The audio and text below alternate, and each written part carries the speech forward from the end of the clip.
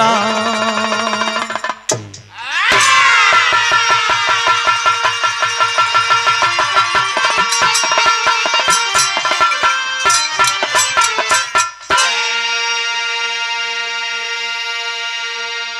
आप लोग बैठल हुआ बिरहा का सुनवैया जा बैठल हूं और एक एक लाइन आप लोग सुनल जाई।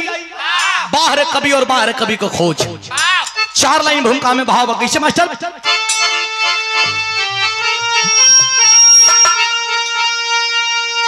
तो सैन सज गई चतुरानी जंग में,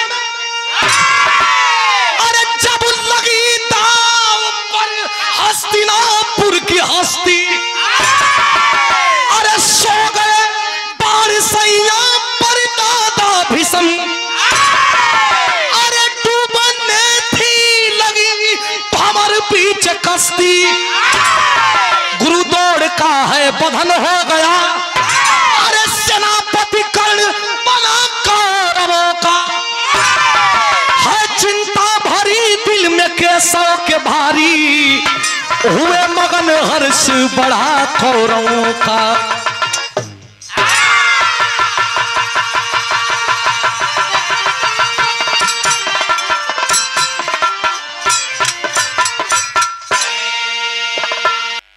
महाभारत खोज मिलल कि 18 दिन तक भयल। बड़का बड़का वीर मारल गइलन और बड़का बड़का वीर में 5 पांडव धर्म का लड़ाई लड़त हवन।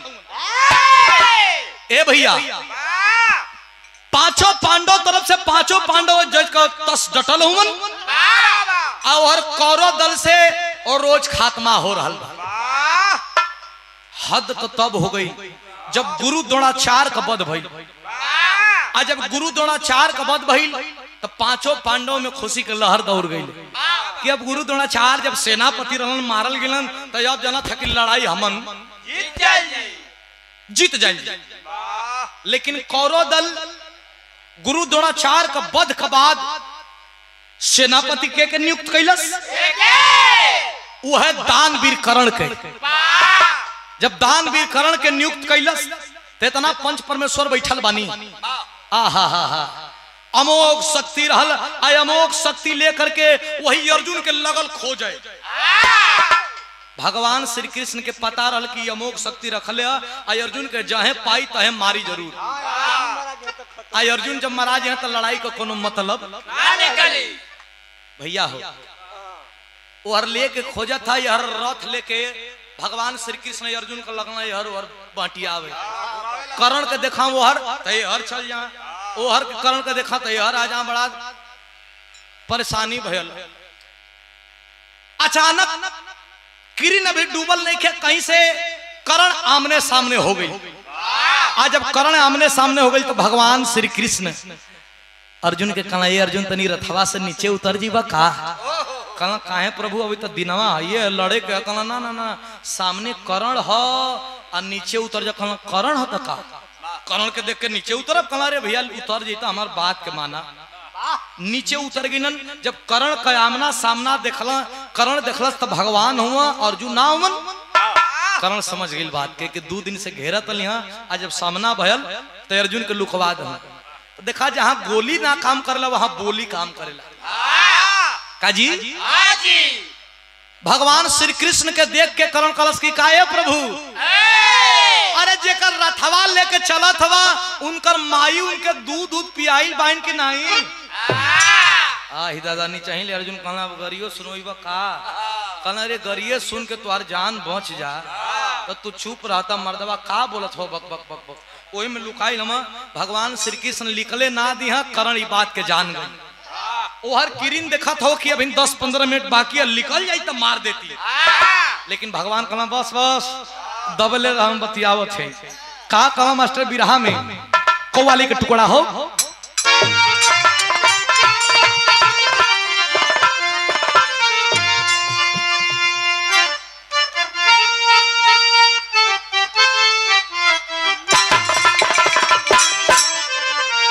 ये देखा हमनी का गुरु घराना का खानदानी चीज है। खानदानी हमू कह सकीला। हमें प्रमोद भैया 4 पीढ़ी से गावत हई, हमार पहिलका पीढ़ी है, लेकिन खानदानी तो एक है काजी, खानदानी तो वो है। भले आपका 4 पीढ़ी से हुई, हमार पहिलके पीढ़ी से हमरो लड़का बच्चा हुई तो बिरहा गाँव चाहे गजल गाँव चाहे पढ़ लिख के कुछ बना, लेकिन खानदान का तो रहबे करी। हाँ बा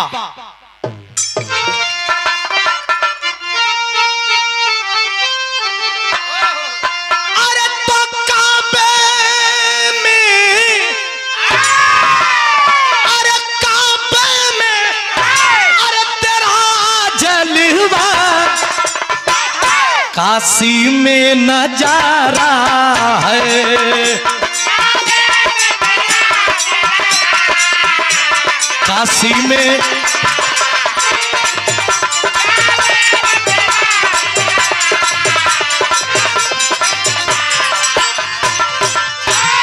लेकिन अर्जुन ने हर से देखा थमन कि वो हर करण छकले और भगवान लुकोइले हों, तो भगवान लुकोइले बड़न तक करण कहत बका मास्टर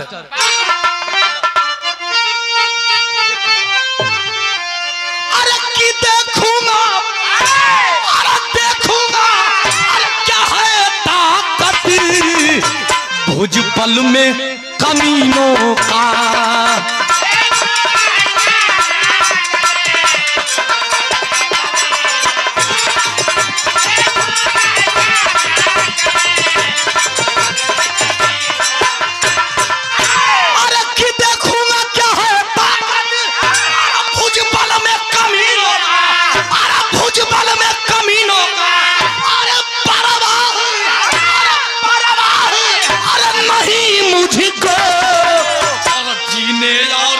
मरने का नहीं मुझको,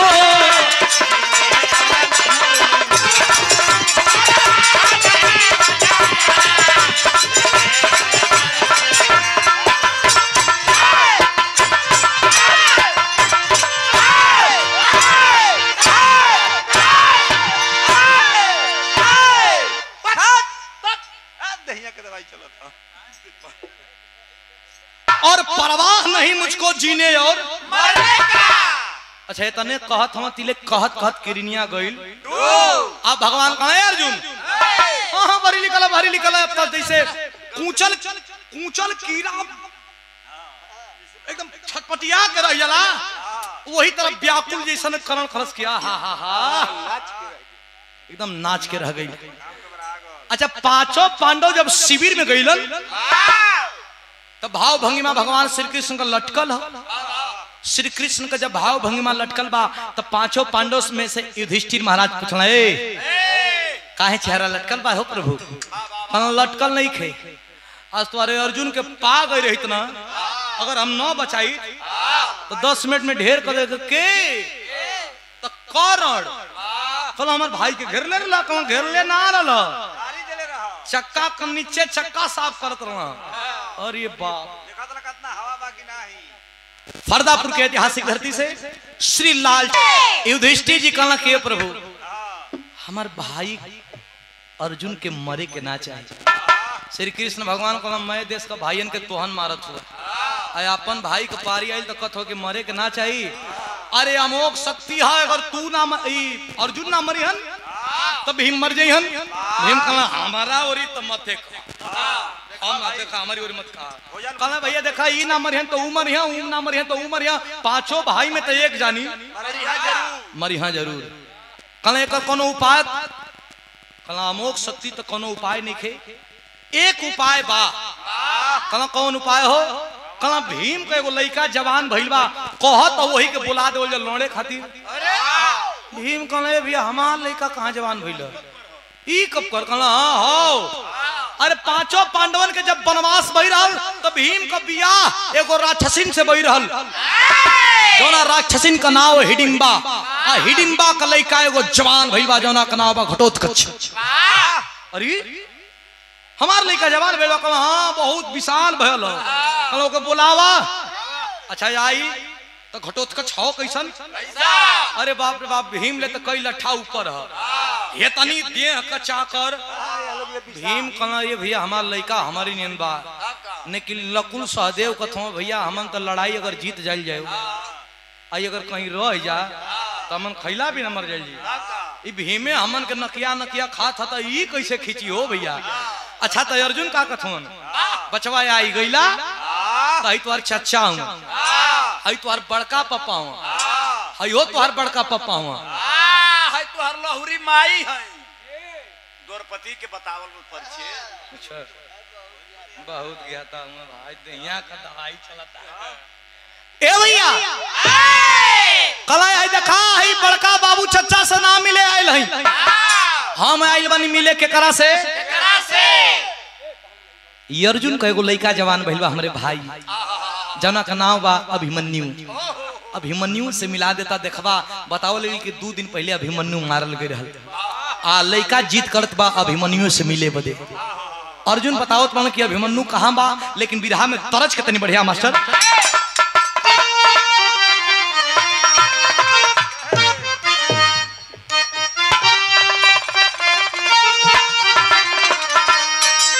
जैसे आज मरद मरद का बिरहा हो पहला बात तई हो एक तरफ से जवाब सवाल होके हमरे रामदेव गुरुजी बुल्लू गुरुजी को बिरहा होखे तो रामदेव गुरुजी का सवाल रहल कैसे मास्टर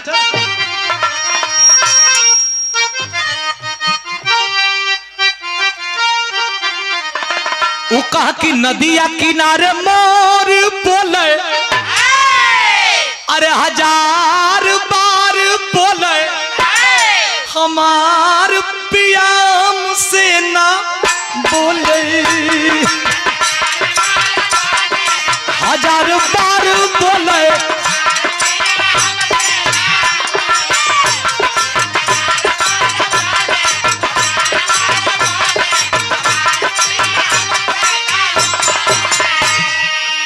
बुल्लू गुरुजी जवाब दो अरे वाह वाह रे गुरुजी धीरे से कहा कि सारिया बुढ़ऊ खाया जागा जागा भोले बाबा अल्लाह राख कहा ए भैया अरे गंगा जी के तनो नोईबा अरे गंगा जी के तनो नाईबा पतर तिरिया ना पैबर राजा ना पैबर राजा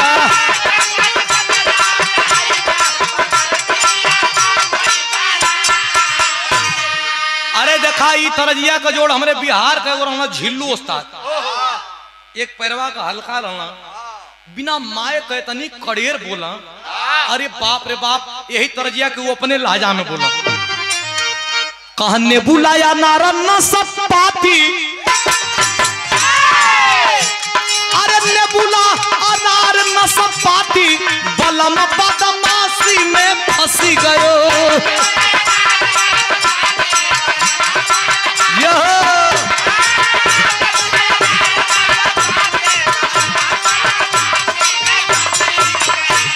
लेकिन यही के बदल के औरी कवाई का अरे हम तोरा डिम्पल का पाड़ी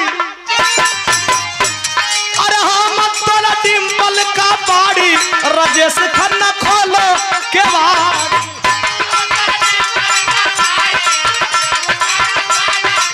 के बाड़ी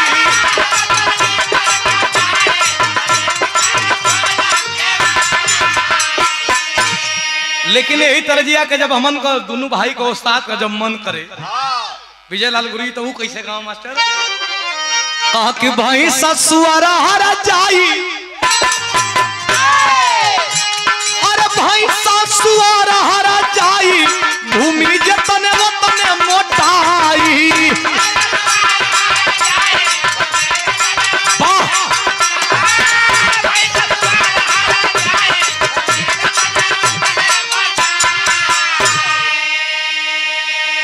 लेकिन घटोत्कच से अर्जुन जी बतावत पालन के अभिमन्यु से मिलवा अभिमन्यु कहाँ हम बतावत का मास्टर कहल धोखावा से मरली मुदैया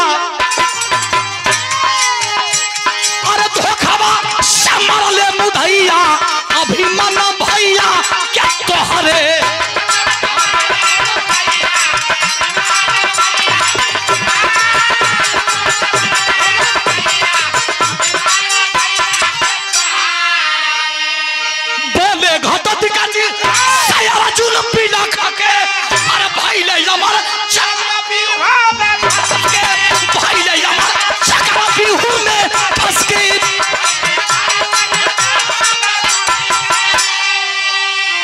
घेरी के मारले मुदैया मुदैया, अरे घेरी के मारले मुदैया के तोहरे, घेरी के मारले मुदैया अभिमान भैया के तोहरे।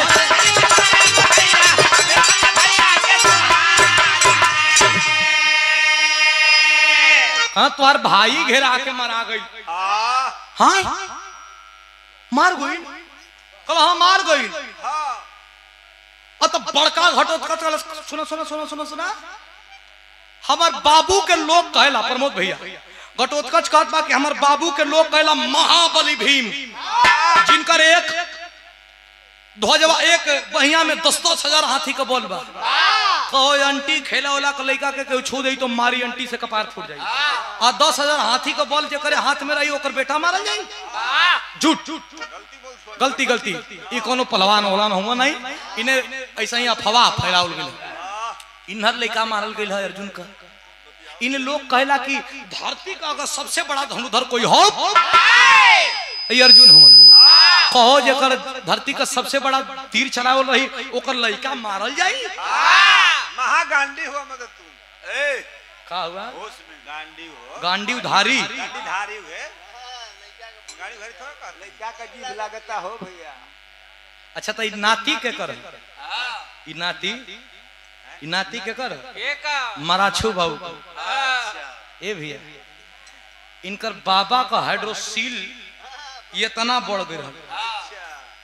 तो हमारे में से नाइट लेके जा 700-800 जो भी तो कल हमार बेइज्जती हो तो काहे ने के कटवा देता। तो इनकर बाबू कहाँ के बाबा कहाँ के अच्छा कोनो दिक्कत एक आध बीघा छिकले बा, हरे मर्द हम बेड पर अपना सुतत थी अपन खात थी तो के का दिक्कत है?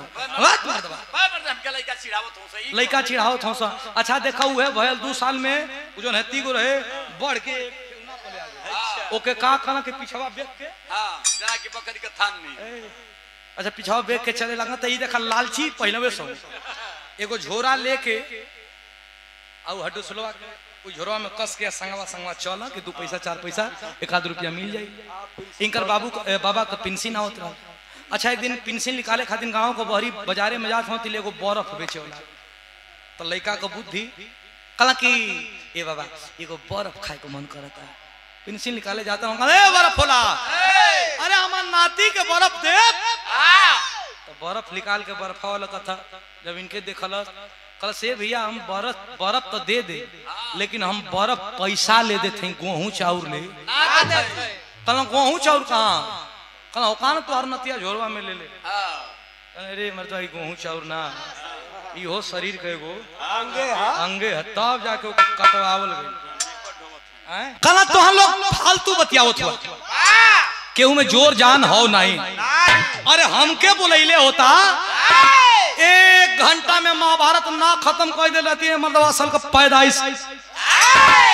कल बोलत ढेर लड़बो करेला कल लड़े के बाद का कहत बिरहा में तरज लगत मास्टर।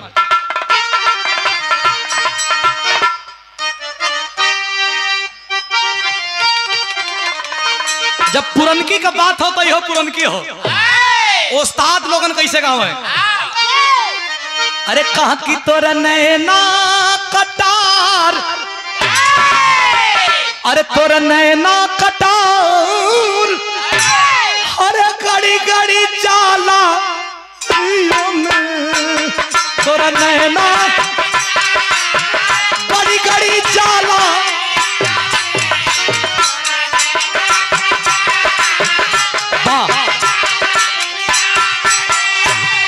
एकर जवाब स्वर्गीय हीरा उस्ताद ने कहा बुढ़ावा बेईमान, अरे बुढ़ावा बेईमान, अरे मांगे करैली का चोखा बुढ़ावा।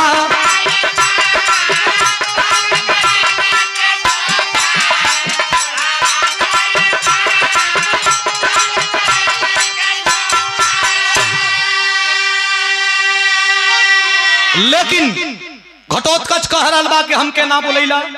लड़ाई का मैदान में 5 पांडवन के ऊपर धिक्कार रहल बा। कैसे धिक्कारे मास्टर? अरे बोला बाका जुझार, अरे बोला बाका जुझार, अरे काहे ना हमके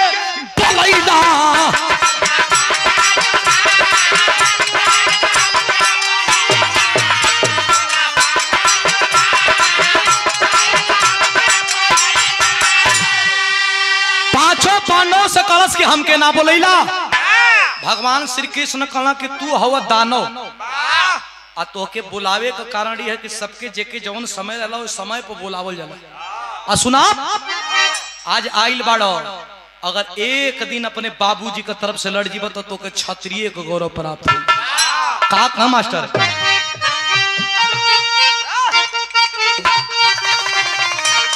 अरे कि क्षत्रिय ना हो क्या, अरे क्षत्रिय ना हो क्या, अरे तू क्षत्रिय आई बा।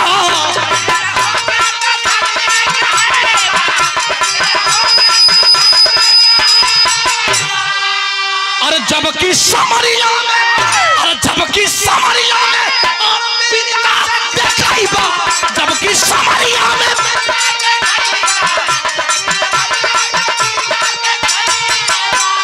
अरे गरजा शेर सरदार, गरजा शेर सरदार यार काहे ना हमके बोलैला, गरजा शेर सरदार यार काहे ना हमके बोलैला।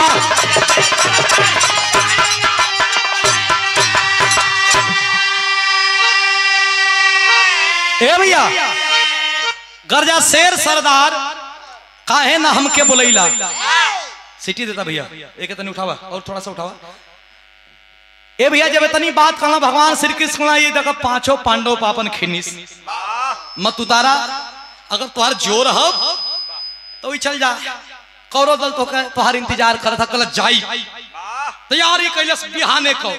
आज बिहाने का तैयारी कैलस, बिहान भयल हो भगवान श्री कृष्ण अपने हाथ से टीका लगा करके और भेजत हो कोई लड़ाई के मैदान में। जब भेजत हो मास्टर तो बिरहा में तरज कितनी बढ़िया हो। ओ जब बिहान भई तो पांचों पांडव तो लड़े जाते हों, लेकिन मन बना करके घटोत्कच जब लड़ाई के मैदान में चला है, अरे बाप रे बाप बड़की हाथी में शरीर लेके तो मास्टर बिरहा में तरज कितनी बढ़िया हो।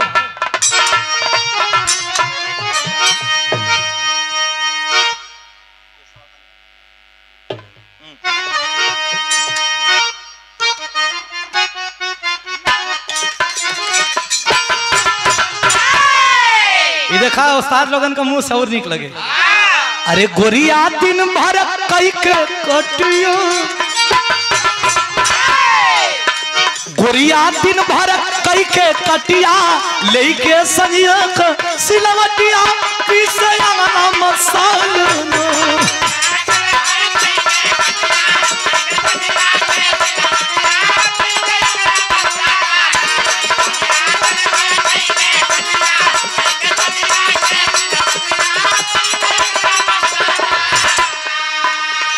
नहीं नहीं प्रीत लगल हिराना, हम गवनवा नहीं नहीं प्रीत लगल हिराना। लेकिन जवान जब चला है मास्टर हमन का करी मजबूर है। जब चलल बा जवान घटोत्कच हो भैया तो कैसे चलल हो मास्टर तनी तो जैसे गर्जन लगा है गगनवा। ए नींद खोला तो जैसे गर्जन लगा है गगनवा, जैसे गर्जन लगा है गगनवा वैसे गर्जन लगा है गगनवा। बनवा सन के बागलना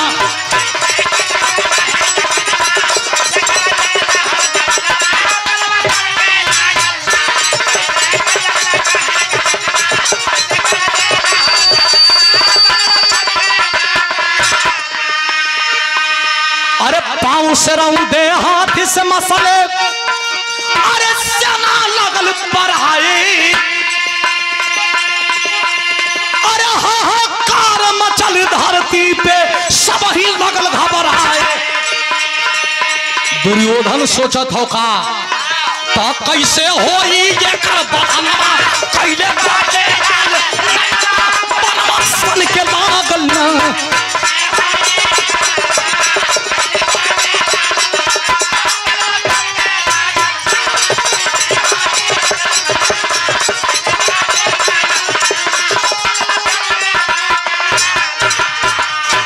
पहुंचल जब लड़ाई के मैदान में तो पांचों पांडव की तरफ से लड़त हो। कौरव दल सोचला कि पांचों पांडव तो जस का तस हम छठवा कौन आ गई, लेकिन आगे बढ़त बढ़त बढ़त बढ़त पहुंचल कहा दुर्योधन का है। आज जब पहुंचल हो तो टेरी के भाव लगत मास्टर सा सरगीता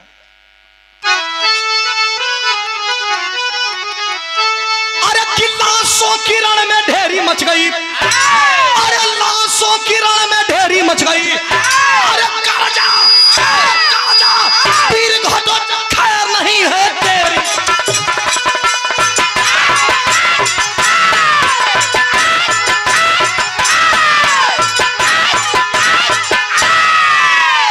सही है हीरा, बहुत बढ़िया।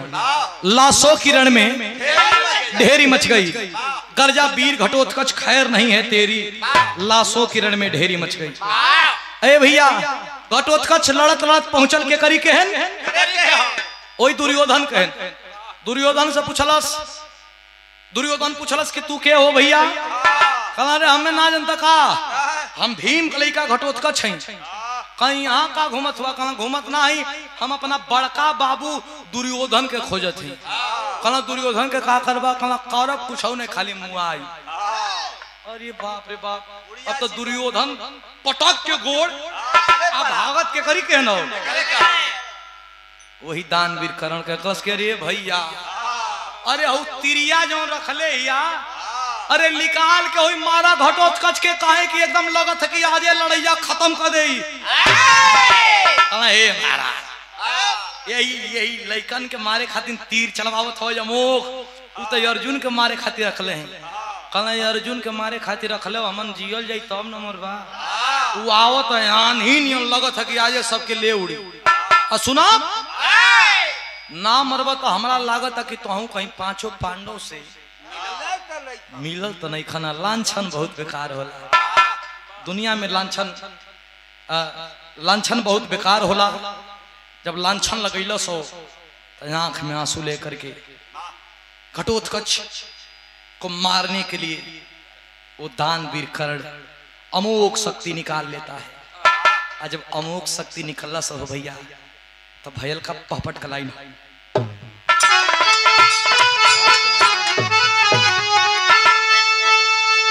किसा सरक जीता तो और मान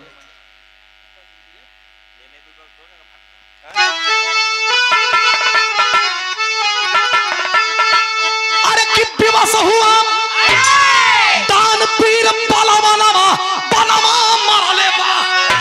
अरे काटी के नाचे धरती गादनमा बनवा मरले बा।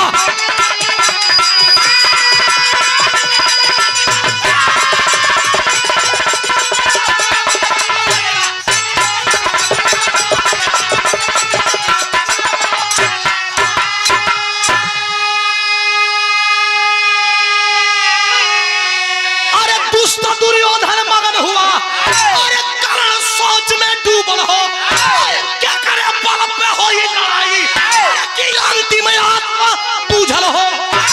एक तरफ जब गर्दन कटल तो एगो दूगो आदमी, अरे बाप रे बाप सैकड़ों आदमी वही गर्दनिए पर दबात हम नीचे।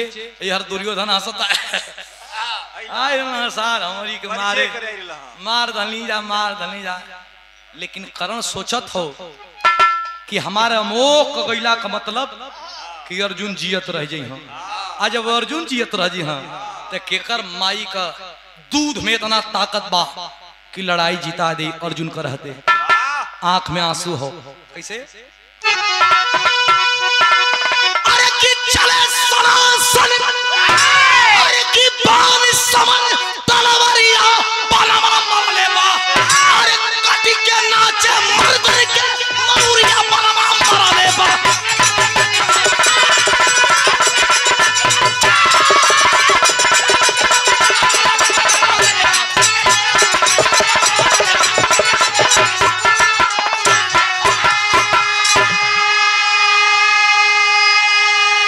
धोखा नहीं बाबू, धोखा नहीं, संगे धोखा नहीं। चाप का होता चाप के लोग के जगह धा पहले नहीं। ए भैया देखा करण तो मारे प्रमोद भैया, करण तो मार गई। जब करण मीठा पाना का हम कहीं बनारस से आवेला तो हमके हमेशा लेके आवेला। आज की जन कैसे भुला गेला। अच्छा हम रखले है गोल की पत्ती हम रखने घोड़ा में।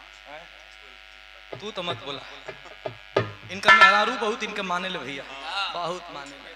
गैस करोगी हूँ। अरे कहत कहते कि ले ही देहलो। अरे भाई इतना ही कर में अच्छा सच्चाई है कि अब अहिन अगर भोर में घरे जाए तो सवेरे खाना खाई जाइए बिरहा में तो मेरा उनका उपवास कर हट हट योग होला संगे खा ले। हम पूछली कि सही में भैया कल हाँ भैया कहाँ है सही में घरे जाला तब खा ले। हम कहली कहाँ है कोनो दिक्कत कहला भैया हम जाइला तब भी खैबे कर ले। हम कहली कोनो दिक्कत कहला कुछ नहीं जाइला बनाइला तब हम कहली ऐसने तोहर मेहरारू के जाला बनावेला तब खा ले। ए भैया ऐसा है ना ऐसा ना कहत कहत दे के ले देहलो बाबू हमारा। ए भैया दूसर का दिन भगवान श्री कृष्ण कला अर्जुन अरे मर्दे तुहार जान बचैली तुहार लइका मार गए घटोत्कच भीम उदास घुमत हमन अगिल का दिन लड़ाई में हम न बचाई न तोहके लुकवाई। जितना तुहार गुरु द्रोणाचार्य तोहके तीर सिखैले होयन जितना विद्या सिखैले होयन आ जितना कुबत होय तुहार लड़िया रोकब ओकब। अब अगला दिन का लड़ाई एकदम घमासान हो गई। लड़ाई का मैदान हो लड़ाई का मैदान हो। आज जब लड़ाई का मैदान में एक तरफ से अर्जुन रथ सजा के आवत हो दूसरे तरफ से दानवीर कर्ण। ओहो लड़ाई का मंजर देखे लायक हो। लग जा मास्टर अल्लाह का भाव बा तनकी सा बढ़ जा तनकी सा और बढ़ जा।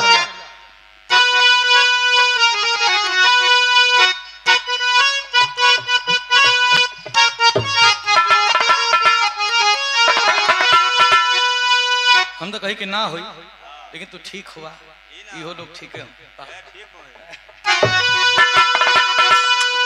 अरे धीरज बन्हावले कृष्ण अरे पांच पांडवन के भैया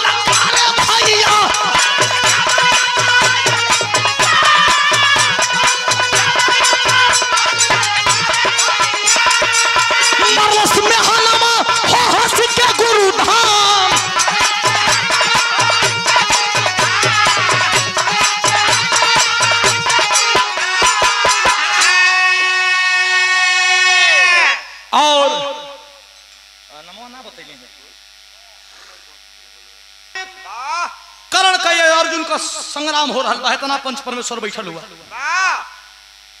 कर्ण और अर्जुन का संग्राम में अर्जुन जब कर्ण का रथ पर तीर चलावे तो आप लोग सोचवैया सोचिए कर्ण का रथ पर तीर चलावे तो कर्ण का रथवा 100 हाथ पीछे आवे जब अर्जुन कर्ण का रथ पर तीर चलावे तो अर्जुन का रथवा 100 हाथ पीछे आवे। आ जब कर्ण अर्जुन का रथ पर तीर चलावे तो अर्जुन का रथ 3 हाथ पीछे जाए। लेकिन जब 3 हाथ पीछे जाते भगवान श्री कृष्ण कहा वाह कर्ण वाह, अरे वाह क्या कहना। गुस्सा में आकर फिर अर्जुन कर्ण के रथ पर तीर चलावे तो कर्ण का रथवा फिर 100 हाथ जा और से फिर कर्ण तीर चलावे तो अर्जुन का रथवा 3 हाथ पीछे आवे। भगवान कहा वाह, अरे ऐसन वीर।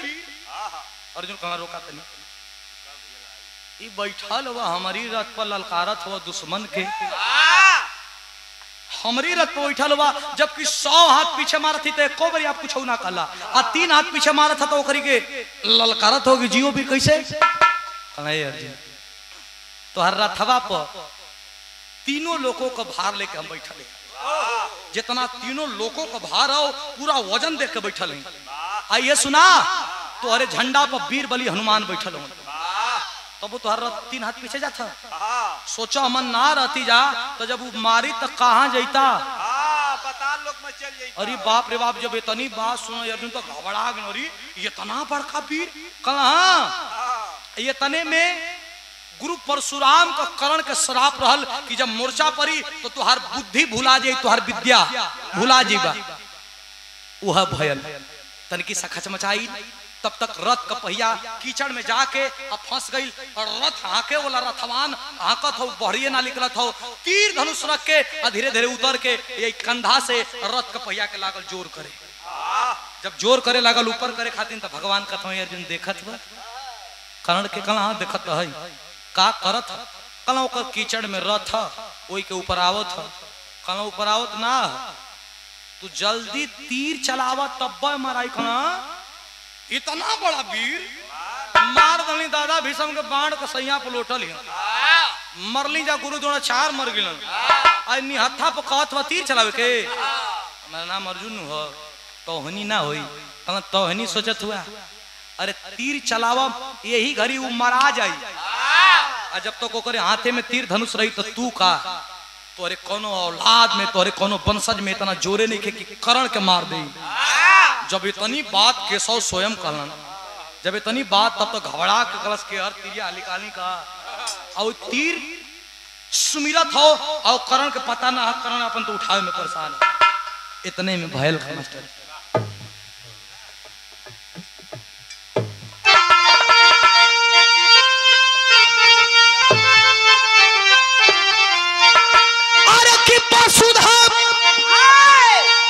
लगा ला भैया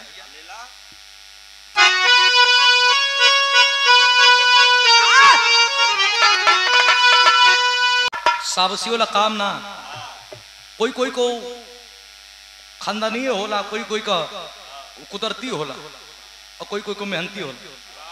तो साबसी में वाह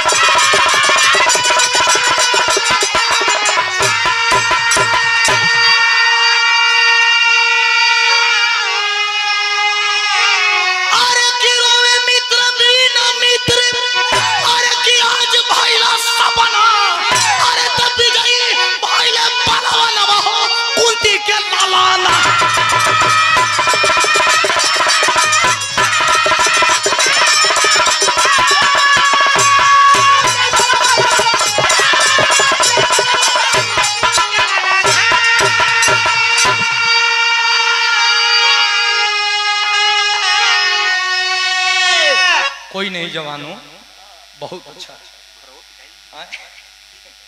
ए भैया विजयी भैले बलवानवा, अरे बाप रे बाप, ये मेन हमारे बिरहा का सारांश निकल। तेरा ही मारे के तो सब मराते रहा, लेकिन जब अर्जुन बाण करण पे चलन तो करण 2 लट्ठा पीछे गई, तनी तीर में बेग रहा। जैसे गोली मरला पे आदमी यहाँ मरबा तो छटक के पीछे हो जाला, वही तरह तीर में इतना बेग रहा कि 2 लट्ठा पीछे गई। आज देखा घमंड, अर्जुन तो मरलन, छाती छेदाइल हो, जो वहीं करण गिरल तब तक अर्जुन का मुखमंडल पर घमंड। भगवान कहत वहां की ना मर्दली जाए महाराज का भगवान का एकरा मतलब घमंड का। अर्जुन कैसन कहा ना कुछ गिरल ना, अभी तो से वीर कला रहुआ तो हमने वो कबो बतियाई पे नहीं कला ना बतेली वो मरे वाला हा। चला तुम्हार परीक्षा लिवा दी। ब्राह्मण का भेष बना करके महाभारत साक्ष्य देता है कि ब्राह्मण का भेष स्वयं बनाए और अर्जुन को अपने शिष्य ब्राह्मण रूप में बना लिए। चलो अर्जुन के पास, अर्जुन को लेकर के कर्ण के पास जाते हैं तो कर्ण करा रहा है दर्द से, अब मर जाऊं, जल्दी हे प्रभु जल्दी मेरी प्राण को निकालो, मर जाऊंगा, बहुत पीड़ा है। लेकिन लोटा है धूल में। जा करके भगवान श्री कृष्ण ब्राह्मण भेष में अर्जुन को लेकर के कहते हैं कि हे दानवीर, हे दानवीर, जगो जगो दानवीर। जब पलट करके देखता है कर्ण, मुंह से खून आ रहा है, पूंछ करके देखता है कि कोई ब्राह्मण। कहिए विप्रवर क्या आज्ञा है? कहा आज्ञा नहीं है, सुना है कि बहुत बड़ा दानी है, क्या तुम मुझे दान दे सकते हो? आंख में आंसू है, मुंह में से ब्लड आ रहा है, कहता है हे विप्रवर, इस रणभूमि में मैं अधमरा हूं, मरने वाला हूं, मैं क्या दान दे सकता हूं? हंस करके भगवान कहते हैं कि दान तो तू दे सकता है अगर देना चाहे। क्या क्या? कहना तुम्हारा एक दांत सोने का है, वही दांत मुझे चाहिए।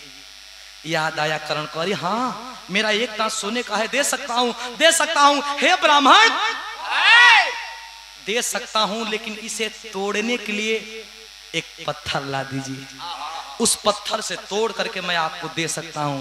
भगवान तो गए हैं परीक्षा लेने, कहते हैं कि क्या रे कर्ण, तुम्हारी गुलामी करने में आया हूं, तेरे को दान देना है तो दे, तुम्हारी गुलामी हमसे होगी नहीं। बाहर कर्ण बाहर करा रहा है, आंखों में आंसू है, लेकिन पेट के बल, केहुनी के बल, ठेगुने के बल रेंगते रेंगते जा करके एक पत्थर ला करके और उसी पत्थर से अपने दांत को तोड़ देता है। पीड़ा हुई, छनक के रह गया, लेकिन तोड़ करके जबरदस्ती खींच करके दांत को, सोने का दांत को, और भगवान जो ब्राह्मण भेष में है कहता है लीजिए ब्राह्मण लीजिए।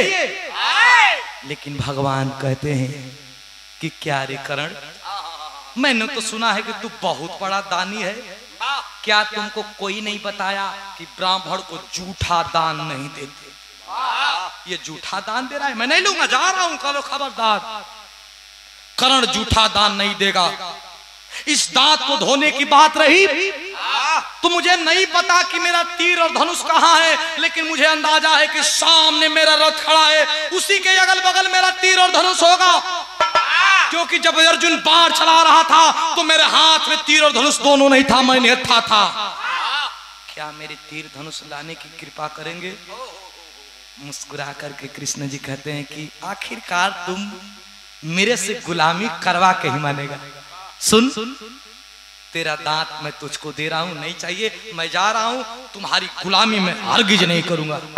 खबरदार, मरने वाला हूं, मर जाऊंगा, लेकिन पुनः ठेगुने के बल, केहुनी के बल रेंगते रेंगते जा करके अपना तीर और धनुष उठाया। एक हाथ काम नहीं कर रहा है, लेकिन दांतों से प्रतंचा चढ़ा करके धरती में छेद कर दिया। पानी का भपारा निकला, उसी पानी से दांत को धो करके कहता है अब तो लीजिए, अब तो ले लीजिए, मैं मरने वाला, आखिरी दान कबूल करिए विप्रवर। विप्रवर कोई ब्राह्मण थोड़ी थे, असली भेष में आते हैं, कहते हैं मांग ले करण, मांग ले, तुम्हारी भक्ति से मैं प्रसन्न हूं। अरे जब करण देखा हो बाबू तो कहा प्रभु आप हैं, मरते समय किसी के जबान पे नहीं आते हैं, मेरे सामने आए हैं, सौभाग्य है मेरा, मुझे कुछ नहीं चाहिए। कहना मांग ले करण, मांग लिए कृष्ण, तुझे कुछ देना चाहता है। झोली फैला के कहता है देना ही चाहते हैं तो मैं कुंवारा माँ का बेटा हूं, मेरी अगर लाश कहीं जले तो कोर जमीन पे जहां कोई घटना दुर्घटना किसी का लाश नहीं जली हो, किसी का लाश वहां पे दफनाई नहीं गई हो, क्या दे सकते हैं? भगवान कहते हैं तथास्तु, तुम्हारी लाश को मैं जलाऊंगा कुंवार कोर जगह पे। कह के चले गए, इधर अपने प्राण पखेरु उड़ गया कर्ण का। लेकिन भगवान कर्ण का लसिया लेके पूरा धरती पर खोजे लगे, कहीं कुंवार जगह ही नहीं, कहीं कुंवार जगह नहीं खे। आही दादा देवल वरदान पूरा ना हुई का। अब तो घूमत घूमत गुजरात के ताप्ती नदी के किनारे आए हो बाबू, दिव्य दृष्टि से देखते हैं तो कुंवार जमीन है, लेकिन कितनी सुई का नोक भर। अब कैसे हुई? करण बड़का बा, छफुट्टा जवान, और सुई का नोक भर जमीन बा, कैसे देहल वरदान पूरा हुई? लेकिन बाहर भगवान एक सुई मंगवाते हैं, सुई को उतने जमीन में सुई को गाड़ते हैं और सुई के ऊपर अपना हाथ रखते हैं, जो कोमल कलाई है, कोमल हथेली को सुई के ऊपर रखते हैं और उस हाथ के ऊपर चिता को सजाते हैं, चिता के ऊपर कर्ण के लाश को रखते हैं और लाश को जला करके दिया हुआ प्रदान पूरा करते हैं। बोलिए वृंदावन बिहारी लाल की। दिया हुआ प्रदान पूरा करते हैं तो गुरु बिहारी, गुरु गणेश, गुरु रामन माल गुणकारी, अरे की स्वर्ग गए चंद्रिका कवि, अरे की बच्चन जी बने पुजारी।